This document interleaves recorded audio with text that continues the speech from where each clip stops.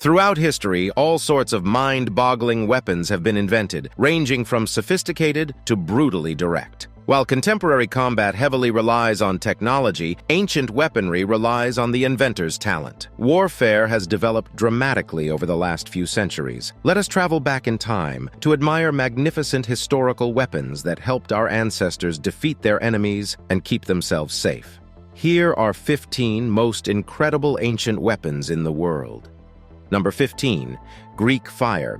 Greek fire, which emerged as a symbol of ancient battlefield invention, is a tribute to the Byzantine Empire's adept alchemists and engineers. This explosive weapon, cloaked in mystery and flames, retained a nightmare grasp on naval invaders and was crucial to the Byzantine Empire's survival and domination during the Middle Ages. The composition of Greek fire, a lethal incendiary weapon, remains a mystery. Its exact composition remains a carefully guarded governmental secret, eluding contemporary comprehension. During the Arab-Byzantine Wars, the Byzantines used this fiery marvel extensively to defend Constantinople. The weapon's unique ability to burn even on water made it a useful tool in naval combat, scaring opponents. The siphon, a tube-like instrument resembling a flamethrower, was the preferred way of unleashing Greek fire. These cleverly built siphons allowed Byzantine boats and fortresses to fire jets of burning liquid at their enemies. This technique caused confusion and terror among the opposing ranks. Furthermore, ceramic pots loaded with Greek fire were flung by hand or catapulted from the city's protective walls,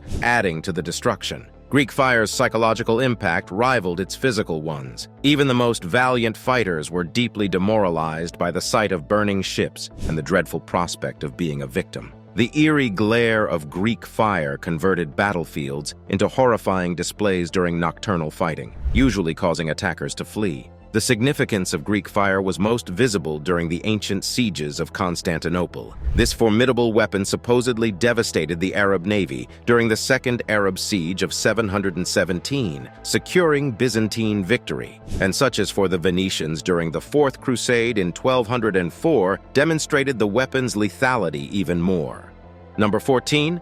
Sarisa, the legendary Macedonian spear. A tactical weapon that anchored Alexander the Great's conquests, spanning his empire from Greece to Egypt and as far east as India. The Sarisa, conceived by King Philip II of Macedon, father of Alexander the Great, signaled a change from traditional war combat. Unlike the lesser spears used by most Greek city-states, which were normally 2 to 3 meters long, the Sarisa was 4 to 6 meters long. While its size may dissuade new users, it has major advantages when used inside the Macedonian phalanx configuration. This formation, made up of closely knit heavy infantry soldiers known as phalangites, was based on the employment of the Sarisa. The first 5 phalangites would extend their spears beyond the formation, forming a terrifying wall of pointed steel ready to impale any opponent. The Sarasa's great reach gave the Macedonians a major tactical edge. Adversaries were skewered long before they could close up on the Macedonians. The effectiveness of the phalanx shined brightest on flat, wide territory where its coherence could be maintained. However, the structure revealed flaws in rocky or steep terrains where disturbance posed a significant hazard. Despite its vulnerabilities, the phalanx had a devastating influence on the battlefield. A striking example of this happened in 331 BC during the Battle of Gaugamela. There, Alexander's outmanned soldiers were pitted against the Persian army headed by King Darius III.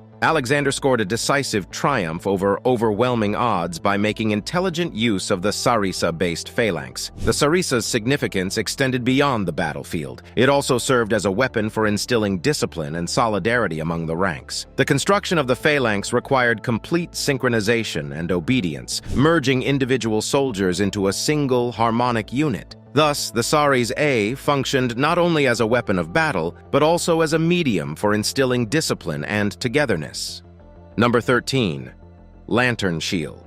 The lantern shield, a unique defensive and offensive weapon, rose to popularity in the 15th and 16th centuries during the Italian Renaissance. Dueling was widespread throughout this time period, with combatants engaging in bouts to the death. However, a huge issue developed when these meetings occurred late at night or early in the morning. At this point, historical texts detailing advised fighting methods indicate an unusual situation: the necessity to wield a sword in one hand while grasping a light in the other. Some even recommended blinding opponents with the lantern's light. This unworkable method, however, led to the development of the lantern shield, which is a distinct invention that combines attacking and defensive features. The lantern shield cleverly combined two key components: a small circular shield known as a buckler and an attached hook for holding a lantern. Certain incarnations of the lantern shield had other features, including gauntlets, spikes, sword blades, and even systems for altering the lantern's light. Notably, some well-preserved lantern shield exemplars survive in museum collections, affording concrete insights into this historical marvel. Although it is unknown whether the lantern shield was ever used in combat, historical sources imply a more practical purpose. These specialized shields appear to have primarily met the demands of nighttime guards patrolling Italian cities. These guardians used the lantern shield's dual ability to navigate unlit streets while remaining vigilant for possible attacks. Number 12. Chikunu.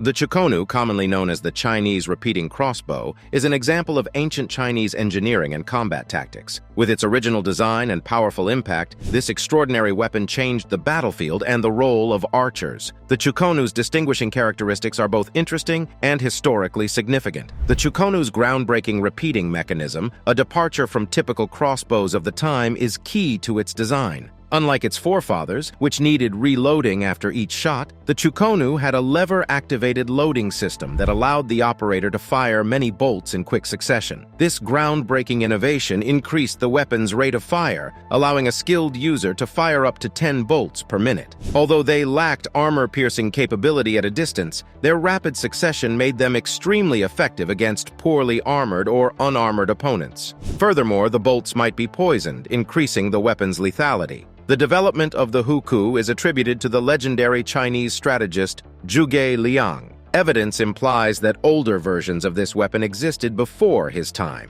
Whatever its exact origins, the Chikunu became a mainstay of Chinese combat, proving devastatingly efficient in both defensive and offensive roles. Aside from its military value, the Chikunu had a tactical value as well. Its design allowed fewer skilled soldiers to handle it efficiently, allowing armies to quickly arm and deploy more archers. This enhanced efficiency was a major changer, allowing commanders to deploy volume of fire techniques rather than individual marksmanship. With the development of gunpowder weaponry, the Chikunu sank into oblivion throughout history. Nonetheless, its legacy lives on as a symbol of Chinese invention and a weapon that forever changed the character of combat.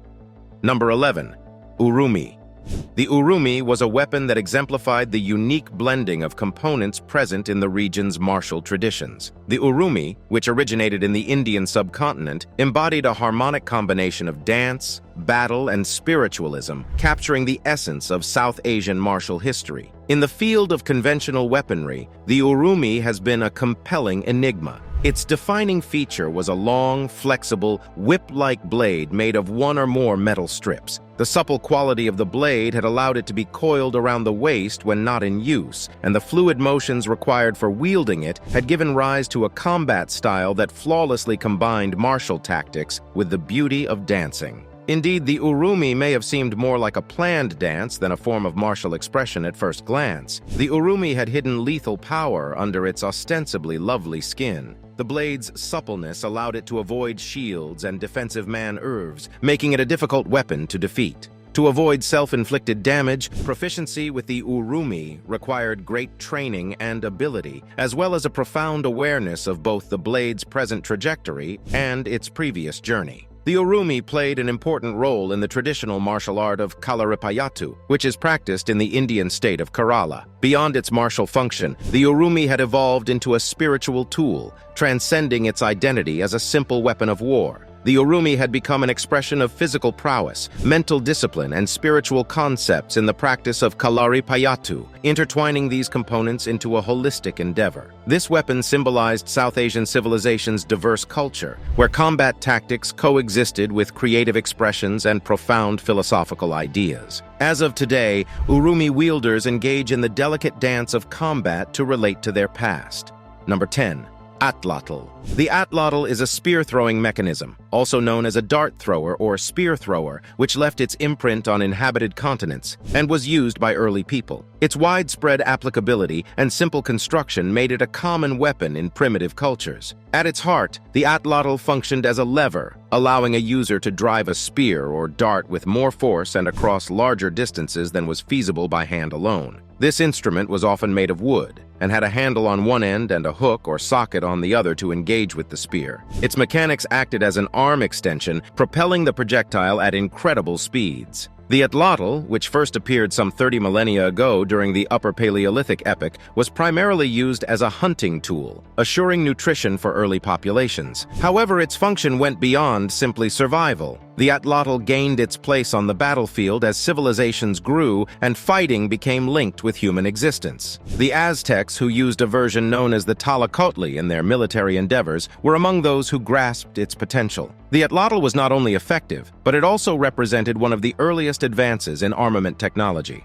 It gave users a tremendous advantage, allowing darts to penetrate strong timber barriers or the skins of ferocious creatures. Surprisingly, the Atlatl's relevance expanded beyond its practical applications. This sword has mystical significance in several civilizations. The Australian Aborigines, for example, included the Atlatl in creation stories centered on ancestral entities. Underneath its apparent simplicity, there is a requirement for talent and practice. Mastery required a precise balance of precision and throwing force, which necessitated an intimate awareness of the weapon's weight, length, and flexibility. Wind conditions and dart weight added to the complication of successful utilization. Although the Atlatl was eventually displaced by the bow and arrow, its legacy lives on. It paved the way for increasingly complex ranged weaponry, foreshadowing the progression of military technology. Number 9.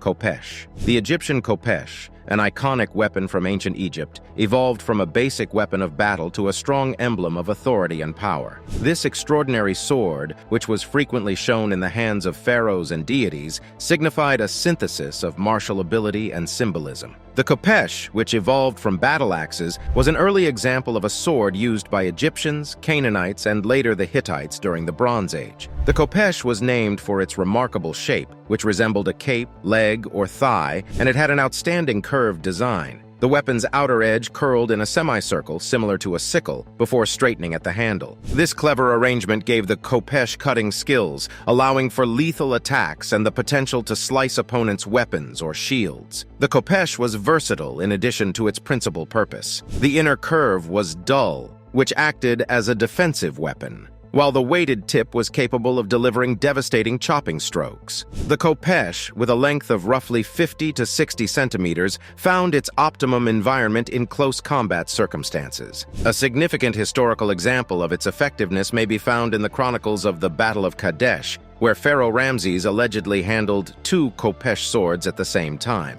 Because of its larger, axe-like design, the Kapesh frequently surpassed the weight of other swords, making this unique accomplishment all the more significant. While most ancient civilizations eventually saw the dominance of straight-bladed swords, the Kapesh remains a separate weapon within the domain of ancient weaponry. Its one-of-a-kind design, along with its battlefield prowess, has won it a position in the pantheon of ancient martial history. Beyond its fighting abilities, the Kapesh assumed a profound symbolic role, an emblem of the authority and prowess wielded by pharaohs. Number 8. Chakram. The Chakram, a symbol of ancient India, exemplifies an unorthodox yet incredibly efficient technique of fighting. This circular weapon, known for its peculiar shape and way of deployment, is associated with both the Sikh warrior class and the Hindu deity Vishnu. The Chakram, fashioned as a metal disc, has a sharp outer edge. Its sizes varied greatly, from small versions resembling bangles that could be easily tossed with a flick of the wrist to bigger variants pushed by skilled finger spinning. The Chakram's circular design provides remarkable aerodynamic stability, allowing both accurate and long-distance throws. When used correctly, this weapon could maintain a straight and level trajectory over long distances. This made it particularly good at breaking opposing formations or identifying foes from a distance. The Chakram's razor-sharp edge was capable of severing limbs or decapitating adversaries, while skillful aim at the ground may result in a ricochet effect, causing damage to the opponent's legs. Under Guru Gobind Singh's leadership, the Sikhs accepted the Chakram as an essential component of their martial armory. Sikh warriors decked their arms with multiple miniature chakrams, which they skillfully used during the charge into combat. This tactical strategy was a spectacular success, considerably enhancing their image as fearsome soldiers. As an original design, the Chakram resonates not only for its brilliance, but also for its exquisite lethality. However, its relevance is founded on cultural and religious circumstances. This weapon survives as a monument to the connection of spirituality and military in Hinduism and Sikhism. Its legacy is one of enduring greatness, exemplified by its dual position as a war instrument and a holy emblem. The Chakram, as an artifact of ancient combat, has a special niche, distinguished by its innovative design, exact efficiency, and diverse cultural value.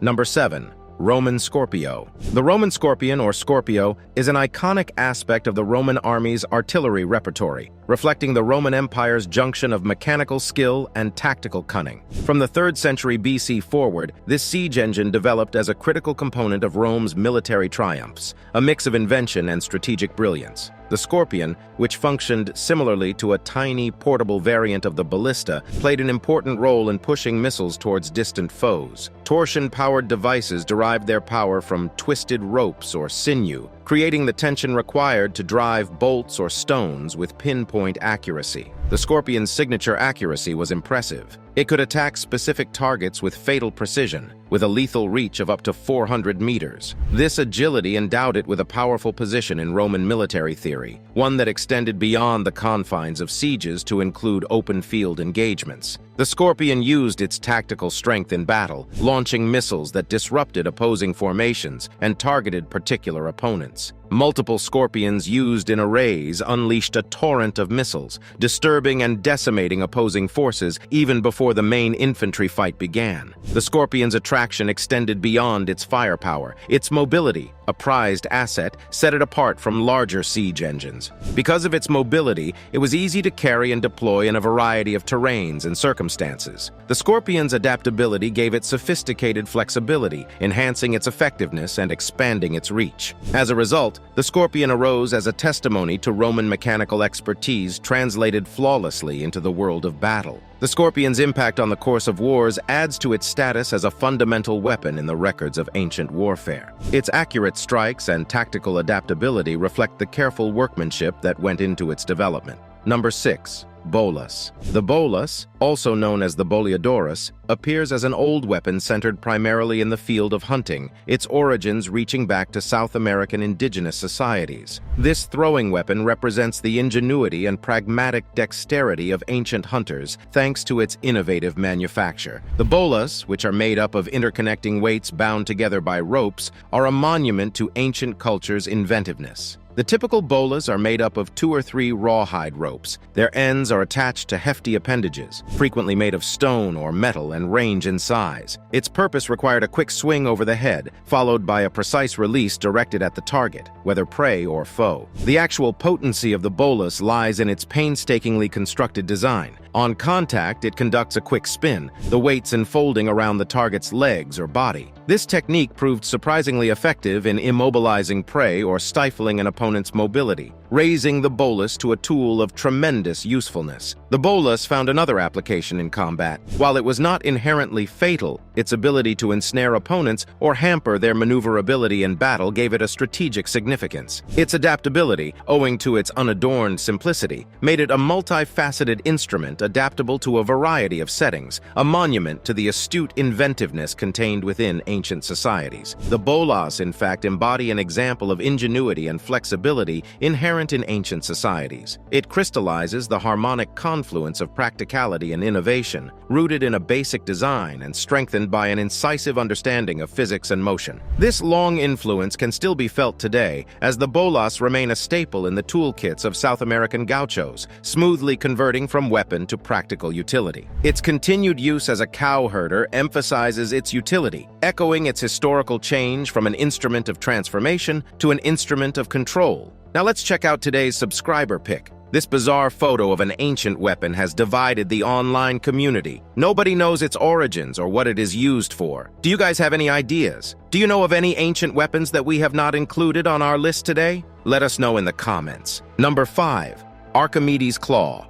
The famous Archimedes Claw, ascribed to the ancient Greek philosopher Archimedes, loomed as a gripping tale of inventiveness and strategic brilliance that forever changed the tides of maritime battle. This innovative machine is remembered in history for its claimed involvement in the defense of Syracuse during the Second Punic War, a struggle between Rome and Carthage. The Archimedes Claw, often known as the Iron Hand, carried the imprint of Archimedes' inventiveness and tactical brilliance. The claw, undoubtedly his most impressive design, was a massive grappling mechanism mounted above the city's protective walls, prepared to plummet into the water below. The machine, which functioned similarly to a huge crane, was outfitted with a massive grappling hook or claw at its end. When a hostile ship approached, the claw would be lowered into the sea with precise accuracy. The claw would shut with vice-like force around the vessel's hull as it descended, making escape impossible. Archimedes' contraption had such a massive mechanical advantage that even the most powerful vessels became entangled in its clutches. The Archimedes Claw transformed naval combat, giving Syracuse an enormous defensive advantage. It struck dread into the hearts of the Roman fleet, disrupting their strategic efforts and effectively incapacitating their naval force. The mightiest ships of the Roman Empire were trapped by a system of unrivaled mechanical brilliance, eventually sinking and submerging beneath the seas. The Archimedes Claw's exact form and functions have slipped historical history. While historical records illustrate Archimedes' genius vividly, they only provide tantalizing glimpses of the machinery he created.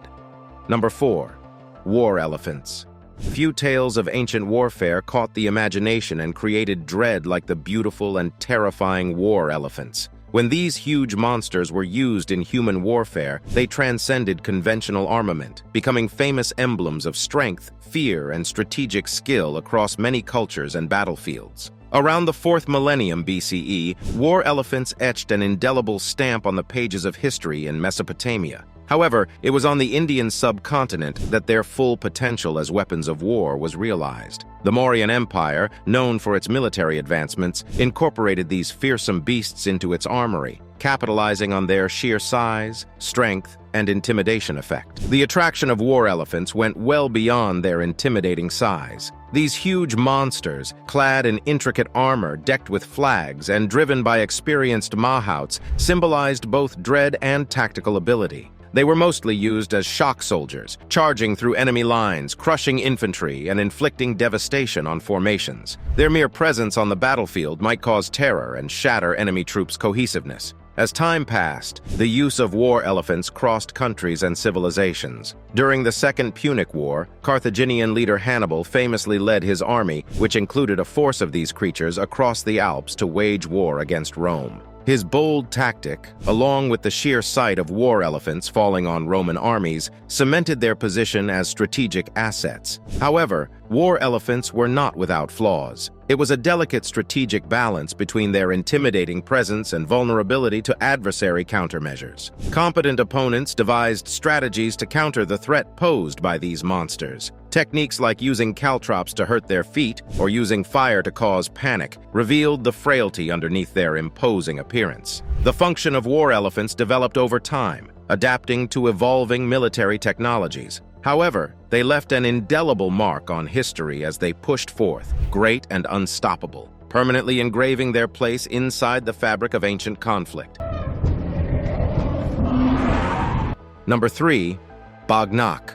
The Bog Knock was a lethal weapon with origins in the Indian subcontinent. It appeared as early as the mid-17th century. The region's residents were well aware of the serious threat presented by tigers, particularly their razor-sharp claws. The Bog Knock, or tiger's claw in Hindi, was cleverly fashioned to mimic this dangerous natural weapon, fitting discreetly onto a human hand like a knuckle duster. This cunning fighting weapon was disguised within the hand, its presence nearly unnoticeable. A set of 4 or 5 razor-edged blades protruded menacingly from the Bog Knock's hand. These blades were capable of slicing through skin and muscle with ease, causing severe injury. As the name implies, the Bog Knock was popular with assassins, who frequently heightened its fatal capability by adding poison to the blade points. Aside from clandestine assassination, the weapon became popular among people as a means of self-defense. Warriors recognized the Bog Knock's strength in close-quarters fighting and used it as a devastating instrument on the battlefield.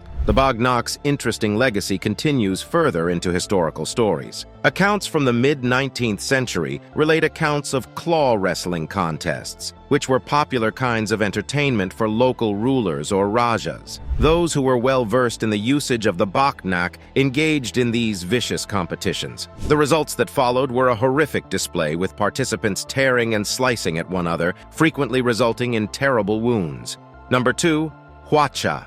The Hacha, a medieval Korean creation, maintains a distinct and extraordinary position among the ranks of ancient weaponry due to its unequaled synthesis of science and lethality. The Hacha, a combination between a cart and a mobile artillery platform, is a marvel, a true rocket launcher on wheels capable of unleashing a never-ending torrent of missiles. The Hacha's clever design combines ingenuity and historical fighting prowess, making it a veritable marvel of its time. The Hacha's fundamental characteristic is an assemblage of launch tubes, which can number in the hundreds. These tubes are expertly filled with a special type of fire arrow called singing arrows. When activated, these arrows shoot out of the launch tubes in fast succession, generating a deadly volley that showers down fire on opponents. The Hacha's lethal efficiency is documented in multiple significant conflicts, with the Imjin War serving as its zenith. Korean soldiers used the Hacha to great effect in this fight, repelling and inflicting huge losses on invading the Japanese army. Despite its powerful firepower, the Hacha's vast complexity and high production costs made broad deployment difficult. As a result, these weapons remained uncommon, giving insight into the unique function the Hacha performed on the battlefield.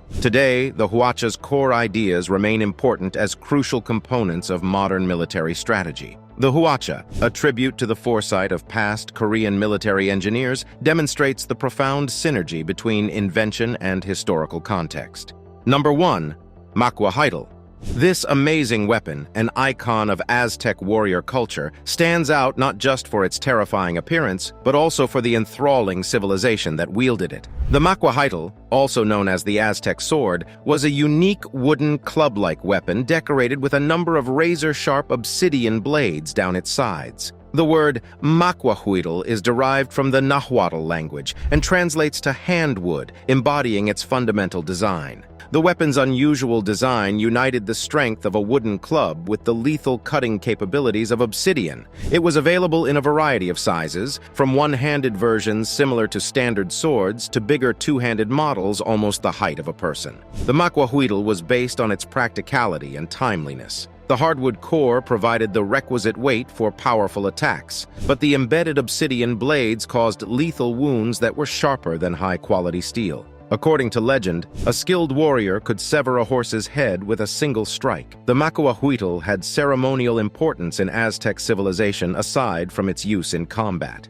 Given the close relationship between combat and religion, conflicts were sometimes fought to capture prisoners for sacrifice ceremonies rather than for territorial expansion or profit. As a result, the Makwa Heidel became attached with these holy practices, serving as a weapon in ceremonial warfare. Despite its fearsome presence on the battlefield and in ceremonial competitions, the Makwa Heidel's importance declined with the Spanish invasion of the Aztec kingdom. The Spanish enjoyed a technological advantage, armed with superior metal armor and weaponry, while indigenous people succumbed to lethal illnesses. The expertise and artistry required to make these one-of-a-kind swords diminished, and the Makwa Heidel faded into oblivion.